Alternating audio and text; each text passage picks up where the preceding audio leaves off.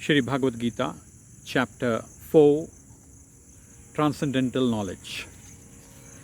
The personality of Godhead, Lord Shri Krishna, said, I instructed this imperishable science of yoga to the sun god Vivasvan, and Vivasvan instructed it to Manu, the father of mankind, and Manu in turn instructed it to Ikshvaku. This supreme science was thus received through the chain of disciplic succession, and the saintly kings understood it in that way. But in course of time the succession was broken, and therefore the science as it appears to be lost. That very ancient science of the relationship with the Supreme is today told by me to you, because you are my devotee as well as my friend, and can therefore understand the transcendental mystery of this science. Arjuna said, the sun god Vivasvan is senior by birth to you. How am I to understand that in the beginning you instructed this science to him? The personality of Godhead said, many, many births both you and I have passed. I can remember all of them, but you cannot, O subduer of the enemy.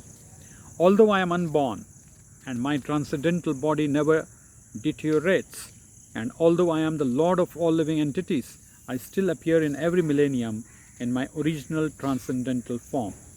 Whenever and wherever there is a decline in religious practice, O descendant of Bharat, and a predominant rise of irreligion, at that time I descend myself, to deliver the pious and to annihilate the miscreants, as well as to re-establish the principles of religion.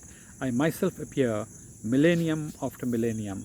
One who knows the transcendental nature of my appearance and activities does not, upon leaving the body, take his birth again in this material world, but attains my eternal abode, O Arjuna. Being freed from attachment, fear and anger, being fully absorbed in me and taking refuge in me, many, many persons in the past became purified by knowledge of me, and thus they all attained transcendental love for me. As all surrender unto me, I reward them accordingly. Everyone follows my path in all respects, O son of Parth. Men in this world desire success in fruitive activities, and therefore they worship the demigods. Quickly, of course, men get results from fruitive work in this world. According to the three modes of material nature and the work associated with them, the four divisions of human society are created by me.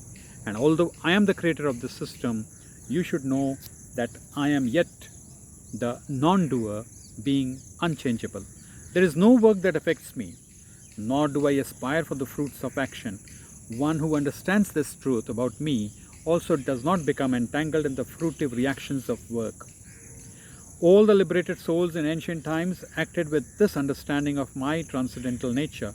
Therefore you should perform your duty following in their footsteps. Even the intelligent are bewildered in determining what is action and what is inaction.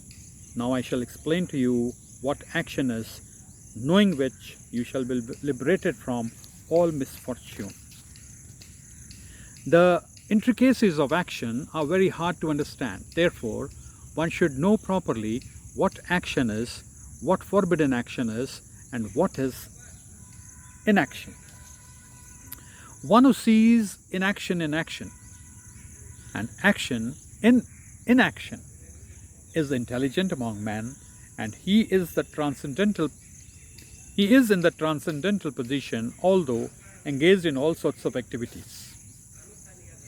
Abandoning all attachment to the results of his activities, ever satisfied and independent, he performs no fruitive action, although engaged in all kinds of undertakings.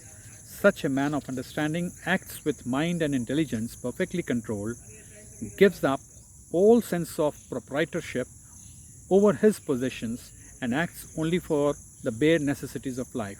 Thus working, he is not affected by sinful reactions. He who is satisfied with gain which comes of its own accord, who is free from duality and does not envy, who is steady in both success and failure, is never entangled although performing actions. The work of a man who is unattached to the modes of material nature and who is fully situated in transcendental knowledge merges entirely into transcendence.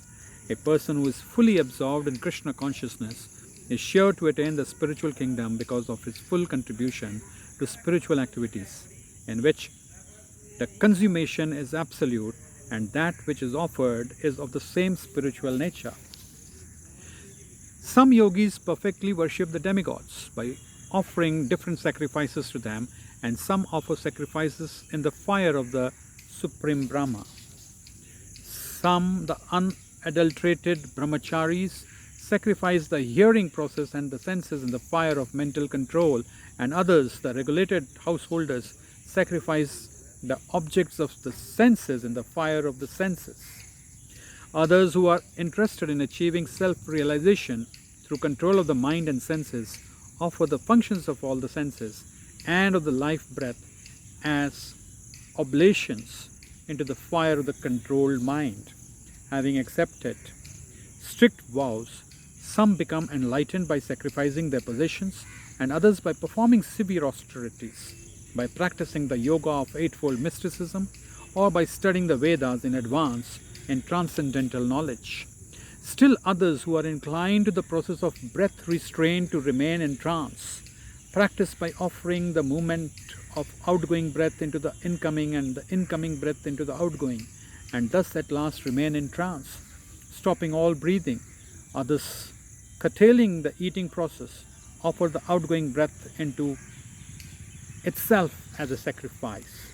All these performers who know the meaning of the sacrifice become cleanest of sinful reactions, and having tasted the nectar of the results of sacrifices, they advance towards the supreme eternal atmosphere. O best of the Kuru dynasty, without sacrifice one can never live happily in this planet or in this life. What then of the next? All these different types of sacrifices are approved by the Vedas, and all of them are born of different types or work. Knowing them as such, you will become liberated. O chastiser of the enemy, the sacrifice performed in knowledge is better than the mere sacrifice of material possessions. After all, O son of Parth, all sacrifices of work culminate in transcendental knowledge. Just try to learn the truth of approaching a spiritual master. Inquire from him submissively and render service unto him. The self-realized souls can impart knowledge unto you because they have seen the truth. Having obtained real knowledge from a self-realized soul, you will never fall again into such illusion. For by this knowledge, you will see that all living beings are but part of the Supreme, or in other words, that they are mine. Even if you are considered to be the most sinful of all sinners, when you are situated in the boat of the transcendental knowledge, you will be able to cross over the ocean of miseries. As a blazing fire turns firewood to ashes, O Arjuna, so does the fire of knowledge burn to ashes all reactions to material activities. In this world, there is nothing so sublime and pure as transcendental knowledge. Such knowledge is the mature fruit of all mysticism, and one who has become accomplished in the practice of devotional service enjoys this knowledge within himself in the due course of time. A faithful man who is dedicated to transcendental knowledge and who subdues his senses is eligible to achieve such knowledge, and having achieved it, he quickly attains the supreme spiritual peace. But ignorant and faithless persons who doubt the revealed scriptures do not attain God consciousness. They fall down. For the doubting soul, there is happiness neither in this world nor in the next. One who acts in devotional service, renouncing the fruits of his actions and whose doubts have been destroyed by transcendental knowledge, is situated factually in the self. Thus he is not bound by the reactions of work, O conqueror of riches. Therefore, the doubts which have arisen in your heart out of ignorance should be slashed by the weapon of knowledge. Armed with yoga, O Bharata, stand and fight.